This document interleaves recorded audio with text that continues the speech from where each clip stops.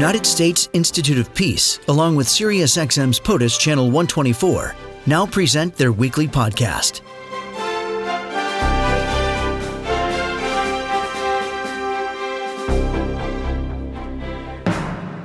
Well, joining us now is Tom Sheehy.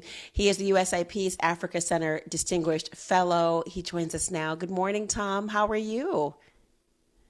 I'm doing great, Laura. Thank you. You know, Biden had an historic trip to Angola, and with all the news that was coming in, I fear that the consequences of this may have been overlooked. Let's talk about why he went and what came of the trip. Sure. No, Laura, this was a trip that he had promised to make in 2022, and it had been delayed. He is the first U.S. president to visit Africa in 9 years, so it's been long overdue. And we're in a geopolitical competition. And we've got the president of China routinely visiting African countries. Presidents, heads of state all over the world are visiting Africa because they realize the geopolitical economic implications. And so the trip was criticized that President Biden was a lame duck, obviously, but on balance, I think we're very glad he went. Why Angola? Angola has been a country, a very good question. There's 54 countries in Africa, and traditionally the U.S. president has limited himself to a few countries. There's never been a U.S. president in Angola, so this was a first. Angola is a country that overcame a terrible war during the Cold War, has been peaceful. The economy's been growing fairly well over the last 10 years. And it is home to what's called the Libido Corridor, which is a rail line which goes into Congo and Zambia, and it is absolutely critical for the critical minerals that very much are driving the modern economy. In his visit, was something anticipated as a deliverable that might come out of this particular meeting? Well, the big focus, Laura, has been on this Libido corridor. And so this is an infrastructure project that the U.S. has been working on for the last couple of years. Traditionally, the U.S. hasn't been much involved in infrastructure in Africa. And as we all know, China's been going gangbusters building infrastructure over the last 20 years. And so this is really a new attempt to engage with Africa.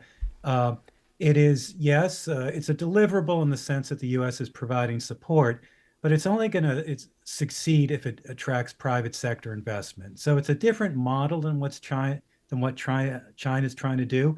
I think it's the right model. It relies on the private sector, but there's going to be a lot of challenges to make sure it works. And if it does work, it promises economic development in Africa, but also a more direct route for critical minerals, cobalt and lithium and copper, all the things we need for our economy, for the defense industrial base, a much more direct route to Europe and the United States. So is there the investment or the appetite among non-government and agencies in the private sector to invest in this? I mean, talking about obviously the three is Zambian, DRC, and also Angola as part of it. Is there the appetite? To be determined. To be honest, these are very difficult investment climates. If they weren't, U.S. companies would have been there long ago. But traditionally, U.S. companies have shied away from Africa for all the reasons you can imagine: political instability, lack of infrastructure, poor rule of law. And so this is a hope that by working with the three governments, by having the U.S. government directly involved, we can create a certain measure of confidence that U.S. companies can come in and invest and find their investments safe. Now, this is a complex situation. We're talking about critical minerals. The prices of minerals fluctuate greatly, so you can't defy the economics. But on balance, I think most people feel like this is a good investment. We're hopelessly, or not hopelessly, I'm sorry, we're heavily dependent on China for all these critical minerals. It's not a good situation for our national security. So it's a pretty modest investment to see if this model can work. And so it's key to diversifying our critical mineral supply chains. Angola, as I understand it, is not going to abandon its economic engagement with China, right? That's pretty deep seated. But can the U.S. be confident that it could offer higher development and business investment than China? Is that going to be a conflict for our interest in partnering with Angola, their sustained relationship with China? Yeah, great question. It's always a challenge. And so the Chinese model has been to go and invest, lend money to the government. The government gets heavily indebted. And the Chinese practices are really substandard in terms of environment, labor, uh, the transparency. And so what the U.S. is trying to do, U.S. companies simply don't operate that way. They can't. It's against the law. It's against their shareholder interest. It's bad publicity. And so the hope is that we can operate in the same environment and raise the standards and ultimately have Africans expect higher standards of their investors. And they are starting to push back on China, demanding better terms. And so we are very far behind here. China dominates many of these countries economically with infrastructure, with concessions, critical mineral concessions. And so we're late to the game.